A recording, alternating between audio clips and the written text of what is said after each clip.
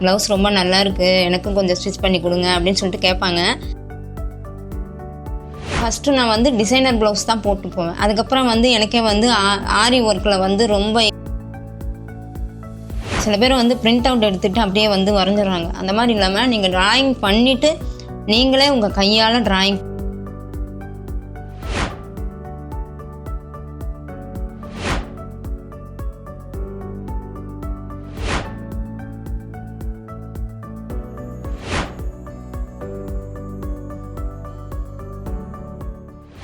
வாழ்த்துக்கள் மேம். உங்களை பற்றி நம்ம நேயர்கள் கூட ஷேர் பண்ணிக்கோங்க. வாழ்த்துக்கள்மா. நீங்கள் எப்படி இருக்கீங்க? நாங்கள் நல்லா இருக்கோம். நீங்கள் உங்களை பற்றி சொல்லுங்கள். நாங்கள் வந்து ஆரி ஒர்க் பண்ணுறேன். என்னோடய பேர் வந்து புவனேஸ்வரி. நான் வந்து 5 வருஷ காலமாக வந்து ஆரி ஒர்க் தொழில் வந்து பண்ணிகிட்ருக்கேன். Okay ma'am. இப்போ 5 வருஷமாகவே ஆரி ஒர்க்குள்ளே வந்தேன் அப்படின்னு சொன்னீங்க. ஃபஸ்ட்டு எப்படி இந்த பயணம் ஸ்டார்ட் ஆனிச்சு உங்களுக்கு? இதில் மோஸ்ட்லி எனக்கு வந்து பெருசாக ஒன்றும் தெரியாது. எனக்கு தெரியவே தெரியாது. இன்னும் சொல்லணும்னா எனக்கு ஆரி ஒர்க் வந்து எப்படி வந்து போடணும்னு தோணுச்சு அப்படின்னாக்கா, முதல்ல நமக்கு வந்து நான் வந்து போட்டுக்கணும் அப்படிங்கிறத மாதிரி தான் நான் வந்து ஸ்டார்ட் பண்ணது. நானே வந்து வீடியோஸ் எல்லாம் பார்த்து நானே வந்து கற்றுக்கிட்டு நானே நம்மளே போட்டுக்கணும் அப்படின்னு நான் வந்து யோசிச்சு தான் போட ஆரம்பிச்சது. நான் வந்து ப்ளவுஸ் எல்லாம் வந்து ஸ்டிச்சிங் பண்ணி ஃபங்க்ஷனுக்கு அங்கே எங்கேன்னு வேர் பண்ணி போகும்போது ப்ளவுஸ் ரொம்ப நல்லா இருக்குது, எனக்கும் கொஞ்சம் ஸ்டிச் பண்ணி கொடுங்க அப்படின்னு சொல்லிட்டு கேட்பாங்க.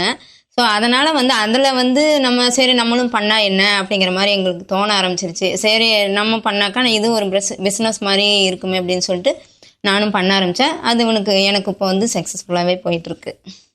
Okay ma'am. இப்போ நீங்கள் சொன்னீங்க ஸ்டார்டிங்கில் ஆரி ஒர்க்குள்ளே வரும்போது உங்களுக்காக நீங்கள் ஸ்டிச் பண்ண ஆரம்பிச்சிங்க. அதுவும் ஜஸ்ட் வீடியோஸ் பார்த்து நீங்கள் உள்ளே வந்ததாக சொல்லியிருந்தீங்க. ஸோ இந்த ஆரி ஒர்க் அப்படின்றத வந்து எல்லாராலையுமே கற்றுக்க முடியுமா மேம்? இப்போ உங்களை மாதிரியே இன்ட்ரெஸ்ட் இருந்தால் கற்றுக்கலாம். இதில் வந்து நிறைய பேர் உள்ளே வந்தவங்க வந்து செஞ்சு பார்த்துட்டு எனக்கு வந்து பேக் பெயின் வருது, கண் எரிச்சல் அதிகமாக வருது, ஆசைப்பட்டு வருவாங்க. ஆனால் வந்து அவங்களால முடியல அப்படின்னு சொல்லிட்டு அப்படியே விட்டுட்டு போயிடுவாங்க. அந்த மாதிரி இல்லாமல் எப்போவுமே வந்து ஒரு கான்ஃபிடென்ட்டோடு நீங்கள் வந்து பண்ணீங்க அப்படின்னாக்கா உங்களுக்கு சக்ஸஸ்ஃபுல்லாக இருக்கும். முதல்ல அதில் வந்து இன்ட்ரெஸ்ட் இருக்கணும், கற்றுக்கணும் அப்படின்னு சொல்லிட்டு. நான்லாம் எங்கேயுமே போய் கற்றுக்கல, நானாக வந்து தெரிஞ்சுக்கிட்டேன். ஸோ அதனால் வந்து எனக்கு அதில் இன்ட்ரெஸ்ட் அதிகமாக இருந்ததுனால கற்றுக்க முடிஞ்சது. என்னால் 5 வருஷ காலமாக எந்த பிரச்சனையும் இல்லை. நான் பேக் பெயின் எந்த பெயின் இருந்தாலும் அதை அட்ஜஸ்ட் பண்ணிவிட்டு நான் போயிடுவேன். பட் வந்து பேக் பெயின்னு வந்தாவே இது வந்து நம்ம கண்டினியூ ஆகிடும் அப்படின்னு சொல்லிட்டு நிறைய பேர் போயிடுறாங்க. அந்த மாதிரி இல்லாமல் நம்ம வந்து கான்ஃபிடென்ட்டாக பண்ணாக்கா சக்ஸஸ்ஃபுல்லாக இருக்கலாம். பொதுவாக வந்து எந்த பிஸ்னஸ்னாலும் ஃபஸ்ட்டு ஒரு இன்வெஸ்ட்மெண்ட் போட்டு தான் அந்த பிஸ்னஸை ஸ்டார்ட் பண்ணுவோம் இல்லையா? ஸோ நீங்கள் வந்து ஆரி ஒர்க் ஸ்டார்ட் பண்ணும்போது எவ்வளோ முதலீட்டில் ஸ்டார்ட் பண்ணியிருப்பீங்க? எந்தெந்த திங்ஸ் எல்லாம் அது உங்களுக்கு மெயினாக தேவைப்படும்? எனக்கு வந்து கிட்டத்தட்ட வந்து ஒரு 10,000 தேவைப்பட்டுச்சு எனக்கு. இந்த காட்டே உங்களுக்கு வந்து மெயின் வந்து ஃபஸ்ட்டு நீங்கள் ஸ்டார்ட் பண்ணும்போது ரிங்கில் தான் வந்து போடுவாங்க. ரிங்கில் தான் போட கற்றுக்கணும் நம்ம. அதுக்கப்புறம் நீங்கள் வந்து பிஸ்னஸ் பண்ணுற மாதிரி ஒப்பீனியன் இருந்தது அப்படின்னாக்கா, உங்களுக்கு மட்டும் நீங்கள் பண்ணுறதா இருந்தால் ஓகே, ரிங் ஓகே. பட் நீங்கள் வந்து பிஸ்னஸ் பண்ணுறதா இருந்தாக்கா இந்த மாதிரி காட்டில் நீங்கள் வாங்கிக்கிட்டீங்கன்னா டக்கு டக்குன்னு போடுறதுக்கு உங்களுக்கு சௌகரியமாக இருக்கும். இந்த காட்டே உங்களுக்கு கிட்டத்தட்ட வந்து 3000 ரூபா வரும். நான் வாங்கும்போது 3000 ரூபா. அப்போ தான் ஸ்டார்டிங் ஸ்டேஜ், எல்லாம் பழகிற ஸ்டேஜ். அப்போ வந்து இப்போ கொஞ்சம் கம்மியாக தான் இருக்குது. இந்த காட் வந்து எனக்கு 3000 ரூபா தேவைப்பட்டுச்சு. அது இல்லாமல் மெட்டீரியல்ஸ்லாம் வந்து கொஞ்சம் காஸ்ட்லியாக தான் இருக்கும். நிறைய மெட்டீரியல்ஸ் இந்த ப்ளவுஸ்க்கே வந்து நிறைய மெட்டீரியல்ஸ் தேவைப்படும். அப்படின்னாக்கா கலராக வேணும் அப்படின்னாக்கா அதுக்கு தகுந்த மாதிரி நமக்கு வந்து நிறைய வாங்கி வைக்கணும். ஸோ எனக்கு வந்து கிட்டத்தட்ட 10,000 ஆனிச்சு. எல்லாம் சேர்த்து நீடில் பீடு எல்லாமே சேர்த்து எங்களுக்கு வந்து 10,000 பக்கம் வந்துச்சு. Okay ma'am. இப்போ ஆரி ஒர்க் ப்ளவுஸ் வந்து எவ்வளோ காஸ்ட்ல இருந்து ஸ்டார்ட் ஆகுது, எங்கே வரையும் போகுது? 1000 ருபீஸ்லேருந்து 25,000, 30,000, 1 lakh வரைக்கும் போகும். அதில் வந்து ஒர்க்கு வந்து எந்த அளவுக்கு ஒர்க்கு உங்களுக்கு வந்து இருக்கோ அந்த அளவுக்கு காஸ்ட் அதிகமாக இருக்கும். Okay ma'am. இப்போ வந்து ஆரி ஒர்க்குங்கிறது இப்போ வந்து நிறைய பேர் போட ஆரம்பிச்சிட்டாங்க. ஒரு ஃபங்க்ஷனுக்கு போகிறவங்க கூட போடுற அளவுக்கு ஒரு நல்ல ஒரு அவேர்னஸ் இருக்குது. பட் வந்து நீங்கள் ஸ்டார்ட் பண்ணப்போ ஒரு 5 வருஷத்துக்கு முன்னாடி ஒரு ஆரி ஒர்க்கை ஒரு பிஸ்னஸாக எடுத்து ஸ்டார்ட் பண்ணப்போ வரவேற்பு எப்படி இருந்துச்சு மேம்? முதல்ல வந்து வாய்ப்புங்கிறது வந்து நம்மளே அமைச்சிக்கணும். அது பல பேருக்கு வந்து கிடைக்கிறது இல்லை. எனக்கு வந்து ரெக்கமெண்டேஷன் பண்ணுறதுக்கும் ஆள் கிடையாது. நான் எப்படி வந்து பண்ணேன் அப்படின்னாக்கா, நான் முதல் வேர் பண்ணிட்டு போவேன். என்னோட நிறைய சாரீ ஒரு ஃபங்க்ஷனுக்கு கட்டுற சாரீ இன்னொரு ஃபங்க்ஷனுக்கு கட்ட மாட்டேன். இது வந்து நான் வந்து எப்படின்னா எனக்கு சாரீ கட்டுற வாய்ப்பு எனக்கு ரொம்ப கம்மி. ஸோ அதனால் சாரீ எனக்கு நிறைய சேர்ந்துடும். ஆனால் அது கட்டுற வாய்ப்பு எனக்கு வந்து ரொம்ப கம்மி. அதனால வந்து நான் ஒவ்வொரு சரியாக வந்து புதுசு புதுசாக வந்து ப்ளவுஸ் வந்து ஸ்டிச்சிங் பண்ணி நான் ஒவ்வொரு ஃபங்க்ஷனுக்கு புதுசாக தான் கட்டிட்டு போவேன். ஸோ அதிலலாம் வந்து டிசைனர் ஃபஸ்ட்டு நான் வந்து டிசைனர் ப்ளவுஸ் தான் போட்டு போவேன். அதுக்கப்புறம் வந்து எனக்கே வந்து ஆரி ஒர்க்கில் வந்து ரொம்ப இன்ட்ரெஸ்ட் அதிகமாக இருக்கும். சரி நம்மளே போட்டு பார்ப்போம் அப்படின்னு நான் வந்து ஒவ்வொரு ப்ளவுஸாக வந்து போட்டு ஸ்டிச்சிங் பண்ணிட்டு போகும்போது ப்ளவுஸ் நல்லா இருக்கு, எனக்கும் போட்டு கொடுன்னு நிறைய பேர் வந்து கேட்பாங்க. ஸோ வாய்ப்புங்கிறது நம்மளே அமைச்சிக்கணும். என்னை பொறுத்த வரைக்கும் அப்படிதான், எனக்கு அப்படிதான் அமைஞ்சது. நிறைய பேர் என்கிட்ட கேட்பாங்க, சரி நான் போட்டு தரேன் அப்படின்னு சொல்லிட்டு அதில் வந்து எனக்கு வந்து பிஸ்னஸ் வந்து ஸ்டார்ட் பண்ணது தான். Okay ma'am. இப்போ வந்து உங்களை மாதிரியே ஒரு ஆரி ஒர்க் கத்துட்டு அதை பிசினஸா ஸ்டார்ட் பண்ணணும் அப்படின்னு நினைக்கிறாங்கன்னா, ஒரு ஆரி ஒர்க் ஃபர்ஸ்ட் கத்துக்கும் போது எவ்வளவு நாள்ல உங்களால ப்ரொஃபஷனலா போடுற அளவுக்கு கத்துக்க முடியும் மேம்? ப்ரொஃபஷ்னலாக வந்து அவ்வளோ சீக்கிரம் போட்டுற முடியாது. நான் என்னோட ஒப்பீனியன் படி சொல்கிறேன். கற்றுக் கொடுக்குறவங்க வந்து எந்த அளவுக்கு கற்றுக் கொடுக்குறாங்கங்கிறது ஒன்று, நம்ம வந்து எவ்வளோ நேரம் ஒர்க் பண்ணுறோம் அப்படிங்கிறது ஒன்று. இப்போ வந்து போய் கற்றுக்க போகிற இடத்துல மேக்ஸிமம் 1 hour 2 hour இல்லை ஒரு 3 hourக்கு மேலே அவங்களாலையும் ஸ்டார்டிங் ஸ்டேஜில் போட முடியாது. அது ரொம்ப கஷ்டம். அவங்க வந்து போட்டுக்கிட்டே இருக்கணும். போட்டுக்கிட்டே இருந்தால் தான் சீக்கிரமாக வந்து ப்ராப்பராக வந்து கற்றுக்க முடியும்.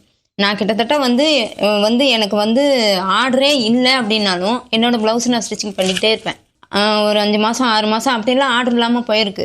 அந்த மாதிரிலாம் இருக்கும்போதெல்லாம் என்னோடய ப்ளவுஸ் இந்த காட்டில் வந்து ப்ளவுஸ் இல்லாமல் இருக்கவே இருக்காது. ப்ளவுஸ் வந்து ஸ்டிச்சிங் பண்ணிக்கிட்டே இருப்பேன் நான். ஏன்னா புதுசாக அப்போ தான் நான் வந்து தெரிஞ்சுக்க முடியும். நான் வந்து எங்கேயும் போய் கற்றுக்கல. ஸோ வந்து நான் புதுசாக தெரிஞ்சுக்கணும் அப்படின்னாக்கா நான் வந்து போட்டு தெரிஞ்சுக்கிட்டாதான் அதை வந்து ப்ராப்பராக கற்றுக்க முடியும். ஸோ இந்த நெட்வொர்க் வந்து நம்ம வந்து போடுறது வந்து ரொம்ப கஷ்டம். இதை வந்து நீங்கள் வந்து போய் கற்றுக்கிட்டு போட்டால் மட்டும்தான் உங்களுக்கு ப்ராப்பராக வரும் அப்படின்னு சொல்கிறாங்க. ஆனால் வந்து நான் வந்து நெட்டில் பார்த்தே எல்லாத்தையுமே வந்து நானாகவே கற்றுக்கிட்டேன். இந்த ப்ளவுஸு கிட்டத்தட்ட எனக்கு வந்து இதுக்கு மட்டுமே 4 ப்ளவுஸ் வேஸ்ட் ஆச்சு. நிறைய விஷயங்களை கத்துட்டு அதுல ட்ரெயின் ஆனதுக்கு அப்புறம் தான் ப்ரொஃபஷனலா ஒரு ஆரி ஒர்க் பிளவுஸ் போட முடியும் சொல்றீங்க இல்லையா? ஆமா. சோ இதை தாண்டி பாத்தீங்கன்னா இப்போ ஒரு ஆரி ஒர்க்கை வந்து நான் கத்துட்டு நான் ஒரு பிசினஸா ஸ்டார்ட் பண்ண போறேன் அப்படின்னா அவங்க என்னென்ன விஷயங்கள்லாம் தெரிஞ்சு வச்சிருக்கணும்? முதல்ல இதுக்கு வந்து பொறுமை வேணும், நிறைய பொறுமை வேணும். ஆனா சொல்றவங்க வந்து நீங்க இதை எப்படி போடுறீங்க, ஆனா உங்களுக்கு ரொம்ப பொறுமை அதிகம் அப்படின்னு என்கிட்டயே சொல்லுவாங்க. பொறுமை வேணும் முதல்ல. சொல்கிறது அவங்க சொல்கிற மாதிரி இதில் வந்து போடுறதுக்கு ரொம்ப பொறுமை வேணும். நெக்ஸ்ட்டு வந்து இதில் வந்து டிசைன் வந்து எந்த மாதிரி போடணும், எந்த மெட்டீரியல் போடணும், எப்படி டிராயிங் பண்ணணும். பேசிக் வந்து டிராயிங் நம்ம பார்த்ததை அப்படியே வந்து டிராயிங் வரையணும். சில பேர் வந்து பிரிண்ட் அவுட் எடுத்துகிட்டு அப்படியே வந்து வரைஞ்சிடுறாங்க. அந்த மாதிரி இல்லாமல் நீங்கள் டிராயிங் பண்ணிவிட்டு நீங்களே உங்கள் கையால் டிராயிங் பண்ணிவிட்டு அதுக்கப்புறம் வந்து வரைஞ்சிங்க அப்படின்னாக்கா உங்களுக்கு வந்து ஒரு ஐடியாஸ் உங்களுக்கே வரும். ஆனால் வந்து பிரிண்ட் அவுட் எடுத்து நீங்கள் வந்து இதில் பண்ணிங்க அப்படின்னாக்கா ஃபஸ்ட்டு வந்து உங்களுக்கு மெட்டீரியல் எப்படி போடுறது, எந்த இடத்துல வைக்கிறது, மார்க் எப்படி பண்ணுறது, அந்த மாதிரி வந்து உங்களுக்கு நிறைய கன்ஃபியூஷன் வரும். நம்ம வந்து நெக்கு வந்து அளவு எடுத்துட்டு அதுக்கப்புறமா வந்து அங்கேருந்து நம்ம வந்து டிராயிங் பண்ணிட்டு வந்தோம் அப்படின்னாக்கா நமக்கே ஒரு ப்ராப்பராக வந்து எந்தெந்த இடத்துல எப்படி வைக்கணும், எப்படி டிராயிங் பண்ணணும் அப்படிங்கிறதெல்லாம் தெரியும். அதுக்கப்புறம் வந்து நம்ம எந்த மெட்டீரியல் சூஸ் பண்ணணும், எந்த மாதிரி போடணும், எந்த நீடில் வந்து யூஸ் பண்ணணும், இந்த மாதிரிலாம் நிறைய விஷயங்கள் இருக்குது. Okay ma'am. இப்போ சொன்னீங்க இப்போ நெக்குக்கெல்லாம் வந்து என்ன மாதிரி அளவு எடுத்து எப்படிலாம் டிசைன் போடணுமோ அது மாதிரி கரெக்டாக நம்ம ப்ராப்பராக பண்ணணும் அப்படின்னு. பட் வந்து இதை எனக்கு டைலரிங் தெரிஞ்சால் மட்டும்தான் போட முடியுமா? நான் வந்து நார்மலாக எனக்கு டைலரிங் ஒரு பிளவுஸ் தைக்கவோ இல்லை சுடிதார் தைக்கவோ எனக்கு தெரியாது. பட் வந்து என்னால் ஆரி ஒர்க் மட்டும் பண்ண முடியுமா அப்படின்னு கேட்குறவங்களுக்கு உங்களுடைய பதில் என்ன? இல்லை, ஆரி ஒர்க்குக்கும் டைலருக்கும் சம்மந்தம் கிடையாது. நீங்கள் வந்து ஆரி ஒர்க் போட்டு ஒரு கடையில் கூட நீங்கள் ஸ்டிச்சிங் பண்ணிக்கலாம், அது பிரச்சனை கிடையாது. ஆனால் வந்து ஆரி ஒர்க்குக்கும் டைலரிங்க்கும் சம்மந்தம் கிடையாது. ஆனால் எனக்கு ரெண்டுமே தெரியும்.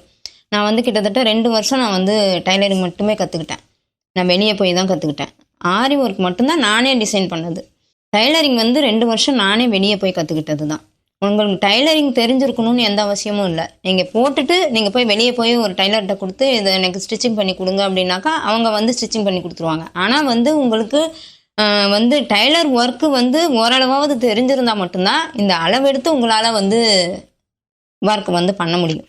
இல்லைனா எப்படி அளவு எடுக்கணுங்கிறது அந்த டைலரிங் ஓரளவாவது தெரிஞ்சிருக்கணும். அப்படின்னா மட்டும்தான் இதை வந்து நீங்கள் அளவு எடுக்கவே முடியும். அளவு ப்ளவுஸு எடுத்து தான் இந்த நெக்கு ஸ்லீவ் எல்லாமே வரைய முடியும். அதை ஓரளவுக்காக தெரிஞ்சிருக்கணும். Okay ma'am. இப்போ சொன்னீங்க இல்லையா ஆரி ஒர்க் பிளவுஸ் அப்படின்றது இன்றைய காலத்தில் எல்லார் மத்தியிலையுமே வரவேற்பு அடைஞ்சிருக்கு. பட் ஃபியூச்சரில் இதுக்கான வாய்ப்புகள் எப்படி இருக்கும் மேம்? எனக்கு தெரிஞ்சு இது வந்து 15 வருஷ காலமாக இருக்குது. என்னோட கல்யாணத்துலேயே வந்து அம்மா வந்து போட சொன்னாங்க. அப்போவே நான் வந்து வேணான்னு சொல்லிட்டேன். வந்து அப்போவே இருந்தது, நான் வந்து வேணான்னு சொல்லிட்டேன். ஸோ அப்போலேருந்து எனக்கு தெரிஞ்சு இந்த ப்ளவுஸ் வந்து இருக்குது. இன்னமும் எதிர்காலத்தில் நல்ல டிசைன்ஸ் வர ஃப்யூச்சர் நல்லாயிருக்கும். Okay ma'am. இப்ப நேயர்கள் உங்களை காண்டாக்ட் பண்ணணும் அப்படின்னா எப்படி காண்டாக்ட்? என்னோட இன்ஸ்டா ஐடி இருக்குது, வாட்ஸ்அப் நம்பர் இருக்குது, கான்டாக்ட் பண்ணலாம். என்னோட இன்ஸ்டா ஐடி வந்து புவனேஸ்வரி 4775. என்னோட வாட்ஸ்அப் நம்பர் வந்து 9500255719. இப்போ ஆரி ஒர்க் அப்படின்னாலே ஹெவியா ரொம்ப நேரம் உட்காந்து ரொம்ப நாள் ஸ்பெண்ட் பண்ணி பண்ற ஒர்க்கா இருக்கும். ஸோ ரொம்ப பிஸியாவே இருப்பீங்க. இந்த ஆரி ஒர்க்ல ரொம்ப ஸ்ட்ரகிளா நீங்க ஃபீல் பண்ணக்கூடிய விஷயம்னு எது சொல்லுவீங்க மேம்?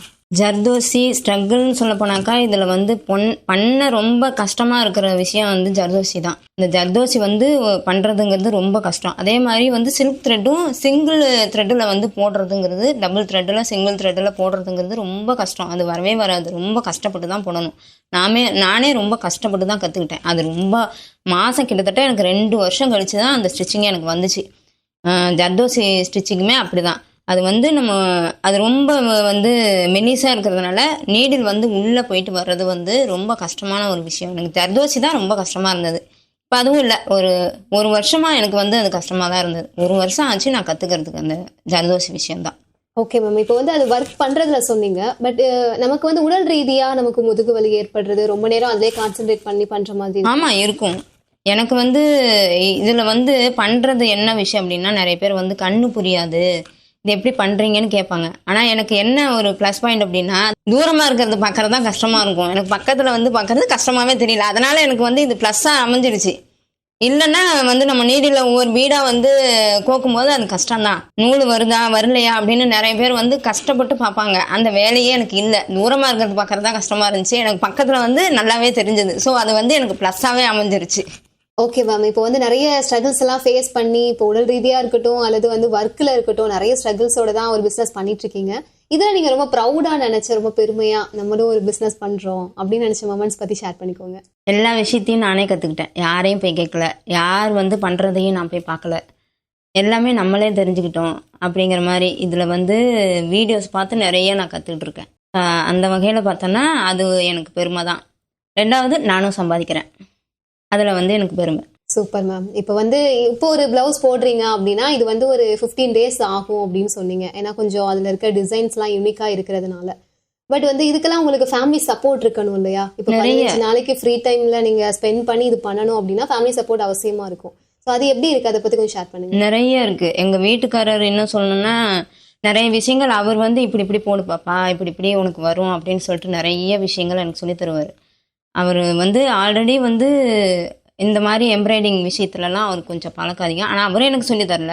பட் ஆனால் வந்து இது வரலம்மா, இது எப்படி போடுறது அப்படின்னு அவர்கிட்ட கேட்டாக்கா, இந்த மாதிரி மாற்றி போட்டு பாரு, உனக்கு வருதான்னு பாரு அப்படின்னு ஐடியாஸ் கொடுக்குறதெல்லாம் அவர் தான். நிறைய அவர் வந்து சொல்லுவார். 2வது என்னோடய பசங்களும் வந்து நான் இங்கே வந்து உக்காந்துட்டேன் அப்படின்னாக்கா என்னை டிஸ்டர்பே பண்ண மாட்டாங்க. நீ வேலையை பாருமா, எனக்கு காஃபி போடுறதுலேருந்து சாப்பாடு வந்து ப்ரிப்பேர் பண்ணிவிடுவேன். இல்லை தண்ணியோ நான் வந்தேன்னா என் பொண்ணு வந்து காஃபி போட்டு கொடுத்துருவா. பால் வந்துச்சுன்னா வாங்கி காஃபி போட்டு கொடுக்கறது, சின்ன சின்ன வேலையெல்லாம் பண்ணுறதெல்லாம் பண்ணி வச்சுருவா. நைட்டு நான் வந்து ஏஞ்சி டிஃபன் பண்ணுற வேலை மட்டும்தான் எனக்கு அவள் வைப்பாள். என் பையனும் அப்படி தான். நிறைய வேலைகள் அவனும் பார்ப்பான்.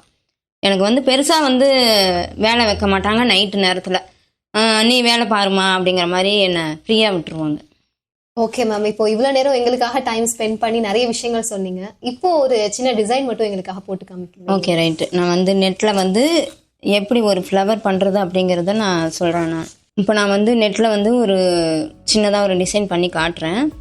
நீங்கள் வந்து இந்த மாதிரி ஒரு ட்ராயிங் பண்ணிக்கோங்க ஃப்ளவரில். ஸோ நெட்டு வந்து நீங்கள் கான்ட்ராஸ்டாக நெட்டு வந்து எடுத்துட்டிங்கன்னா, இதையே நீங்கள் வந்து ப்ளவுஸில் வந்து இந்த மாதிரி ஃப்ளவர்ஸ் போட்டு நீங்கள் ப்ளவுஸில் வந்து ஃபுல்லாகவே ஸ்டிச்சிங் பண்ணிக்கலாம்.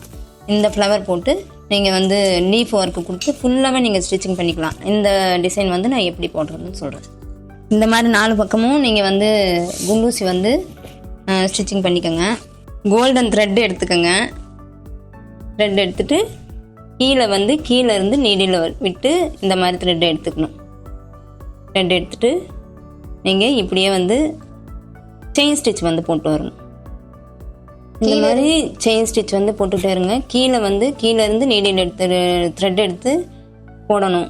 மெதுவாக போடுங்க. நெட்டு ப்ளவுஸுங்கிறதுனால, நெட்டு வந்து டிசைனுங்கிறதுனால உங்களுக்கு வந்து கரெக்டாக வந்து செட் ஆகாது. அதுவும் கூட சேர்ந்து தான் வரும். ஸோ பொறுமையாக போட்டிங்கன்னா உங்களுக்கும் அது வந்து அந்த டிசைன் வந்து கரெக்டாக வரும். கஷ்டமாக தான் இருக்கும் ஆரம்பத்தில். ஸோ போக போக தான் உங்களுக்கு வந்து இதில் வந்து எப்படி போடலாம் டிசைன் நீங்கள் வந்து புதுசாக போட தான் நமக்கும் அதில் வந்து இன்ட்ரெஸ்ட் வரும். ஸோ வந்து கஷ்டமாக இருக்குது ஸ்டார்டிங்லேயே அப்படிங்கிறதுனால ஒரு வேலையை வந்து நீங்கள் வந்து டிஸ்கண்டினியூ பண்ணிடாதீங்க. ஸோ சக்ஸஸ்ஃபுல்லாக இருக்கணும் அப்படின்னாக்கா நீங்கள் ஒரு விஷயத்தை வந்து கண்டினியூட்டாக பண்ணிகிட்டே இருக்கணும். நமக்கு பிடிச்ச விஷயத்த கண்டினியூட்டாக பண்ணிகிட்டே இருக்கணும். லேடிஸ்க்கு வந்து தொழில் அமையிறது அப்படிங்கிறது வந்து ரொம்ப கஷ்டமான விஷயம். ஜென்னுக்கு அமையிற மாதிரி லேடிஸ்க்கு வந்து அமையாது. இன்னொரு நீடில் வந்து சுகர் பீடுக்கு யூஸ் பண்ணுவேன். இந்த நீடில் வந்து சுகர் பீடுக்கு யூஸ் பண்ணுவேன். இந்த நீடில் வந்து செயின் ஸ்டிச்சுக்கு நான் யூஸ் பண்ணுவேன். ஸோ இந்த நீடில் இது ஏன் வந்து சுகர் பீடுக்கு அப்படின்னாக்கா எங்களுக்கு வந்து நிறைய வந்து பீடு வந்து இதில் ஸ்டோர் பண்ண முடியும். ஸோ அப்பப்போ நாங்கள் எடுக்க தேவையில்லை. நிறைய பீடு ஸ்டோர் பண்ணிட்டோம்னா இது எங்களுக்கு வந்து கிட்டத்தட்ட ஒரு 2 இன்ச் அளவுக்கு எங்களுக்கு இந்த பீடு நீடில் வந்து ஸ்டோர் ஆகும். ஸோ அந்த அளவுக்கு இருக்கிறதுனால நாங்கள் இந்த மாதிரி நீடில் வந்து பீடு ஸ்டோர் பண்ணிப்போம். ஸோ இது வந்து எங்களுக்கு வந்து இது வந்து வெயிட் வந்து இதில் வந்து உங்களுக்கு வந்து நீடில் வந்து உடையாது. ஜர்தோசி வந்து போடுறது வந்து கஷ்டம். ஸோ அதனால் வந்து இதில் வந்து உங்களுக்கு நீடில் உடையாது. இது வந்து ஜர்தோசி நம்ம இழுக்கும் போதெல்லாம் இந்த நீடில் வந்து வளையும். ஸோ அதனால் வந்து இது வந்து ஜர்தோசிக்கு நாங்கள் போட மாட்டோம். ஜர்தோசி கோல்டன் த்ரெட்டுக்கு போட மாட்டோம். இது வந்து உங்களுக்கு நீடில் உடையாது. ஸோ அதனால் இதில் வந்து ஜர்தோசியும் போட்டுக்கலாம், கோல்டன் த்ரெட்டும் போட்டுக்கலாம். 2 ஊசி தானா இதுக்கு? ஆமாம், எனக்கு வந்து நான் 2 ஊசி தான் யூஸ் பண்ணுறேன். ஸ்டார்டிங் ஸ்டேஜில் வந்து ஒரு ஊசி கொடுப்பாங்க, அது வந்து வேறு மாதிரி இருக்கும். இப்போ நீங்க போடுறீங்கல்ல அந்த ஒரு கோல்டன் த்ரெட், சோ அது வந்து கோல்டன் த்ரெட் தான் அதோட நேம் இல்ல? ஆமா, கோல்டன் த்ரெட் தான். சோ இதுக்கு திங்ஸ் எல்லாம் எங்க இருந்து பர்ச்சேஸ் பண்ணிக்கிறீங்க? நான் வந்து சென்னையில இருந்து தான் பர்ச்சேஸ் பண்ணிக்கிறேன். சென்னையில ஹோல்சேலா நான் வாங்கிப்பேன் நான். ஆமா, நான் போய் அடிக்கடி போய் அங்கே வாங்க முடியாது. ஆனாலும் வந்து நீங்க வந்து எவ்வளவுதான் நீங்க வாங்கினாலும் 1-2 பொருள் இல்லாம தான் போகும். ஸோ அதை வந்து நம்ம போய் வாங்குற மாதிரி தான் இருக்கும். ஏன்னா ஒவ்வொரு பிளவுஸ்க்கும் ஒவ்வொரு மாதிரி நீங்க மெட்டீரியல் வந்து யோசிக்க வேண்டியதா இருக்கும். எல்லா மெட்டீரியலுமே உங்ககிட்ட இருக்கும்லாம் சொல்ல முடியாது. ஸோ 1-2 மெட்டீரியல் வந்து நம்ம தனியாக பர்ச்சேசிங் பண்ணுற மாதிரி தான் இருக்கும். ஓகே, இப்போ நீங்கள் இப்படி யூனிக்காக பார்த்து ஒரு டிசைன் போடுறீங்கல்ல, ஸோ இதில் வந்து கஸ்டமர்ஸ் அவங்க டிசைன் கொடுக்குற மாதிரி பண்ணுவீங்களா அல்லது நீங்களே டிசைன் காமிப்பீங்க? இல்லை, நானும் காமிப்பேன். அவங்களுக்கு சாட்டிஸ்ஃபைடு ஆகலை அப்படின்னாக்கா நீங்களே சர்ச் பண்ணி எனக்கு டிசைன் அனுப்புங்க, நான் அந்த மாதிரியே கொடுத்துறேன்னு சொல்லிடுவேன். நான் அப்படி தான் அவங்கக்கிட்ட நிறைய டிசைன்ஸ் நானும் அனுப்புவேன். அவங்களுக்கு சாட்டிஸ்ஃபேக்ஷன் ஆகலை அப்படின்னு அவங்க வந்து மனசில் வந்து ஒரு டிசைன் வச்சுருப்பாங்க. ஸோ அது நம்ம வந்து காட்டினா தான் வந்து அவங்க எதிர்பார்க்கறது நம்ம காட்டினா தான் அவங்க வந்து சாட்டிஸ்ஃபேக்ஷன் ஆவாங்க. இல்லை அப்படின்னாக்கா இந்த டிசைன் பிடிக்கலக்கா, இந்த டிசைன் பிடிக்கலக்கா, அந்த வேறு டிசைன் அனுப்புங்க அப்படின்னு சொல்லிட்டு கேட்டே இருப்பாங்க. நான் கிட்டத்தட்ட மேக்ஸிமம் ஒரு கஸ்டமருக்கு வந்து 200 டிசைன் பக்கம் அனுப்பிடுவேன். அனுப்புனோன்னா எதுவுமே சாட்டிஸ்ஃபேக்ஷன் ஆகலை அப்படின்னா சரி நீங்களே கூகுளில் பார்த்து அனுப்புங்க அப்படின்னு சொல்லிடுவேன். அவங்களும் சர்ச் பண்ணிவிட்டு எனக்கு அனுப்புவாங்க, இந்த மாதிரி ஸ்டிச்சிங் பண்ணி தருவீங்களா அப்படின்னுட்டு. ஓகேம்மா நான் இதே மாதிரி பண்ணி தரேன்னு சொல்லிடுவேன். ஸோ நீங்கள் எந்த டிசைன் பண்ணாலுமே கஸ்டமைஸ் பண்ணி கொடுத்துருங்க. ஆமாம், அப்படிதான். ஓகே மேம், இவ்வளோ நேரம் உங்களுடைய டைமை எங்களுக்காக ஸ்பெண்ட் பண்ணி நிறைய விஷயங்கள் எங்கள் கூட ஷேர் பண்ணிக்கிட்டீங்க. இப்போ ஃபைனலாக நம்ம அதிரை எஃப்எம்க்கும் அதிரை எஃப்எம் நேயர்களுக்கும் என்ன சொல்ல விரும்புகிறீங்க? இந்த பிஸ்னஸ் வந்து ஒரு சக்ஸஸ்ஃபுல்லான பிஸ்னஸ். இதை நீங்களும் பண்ணலாம், இதில் வந்து நீங்களும் வருமானம் ஈட்டலாம். ஸோ வந்து இந்த பிஸ்னஸில் வந்து நம்மளால் பண்ண முடியாது அப்படிங்கிறது எதுவுமே கிடையாது. இன்ட்ரெஸ்டோடு பண்ணால் எல்லா பிஸ்னஸ்லையும் சக்ஸஸ்ஃபுல்லாக இருக்கலாம். நானும் அந்த மாதிரி இன்ட்ரெஸ்டோடு பண்ணதுனால தான் சக்ஸஸ்ஃபுல்லாக இருக்கேன். இவ்வளோ நேரம் வந்து என்னோடய பேச்சை பொறுமையாக வந்து கேட்டதுக்கு ரொம்ப நன்றி. எனக்கு இந்த வாய்ப்பு கொடுத்ததுக்கு அதிரை எஃப்எம்முக்கும் நன்றி.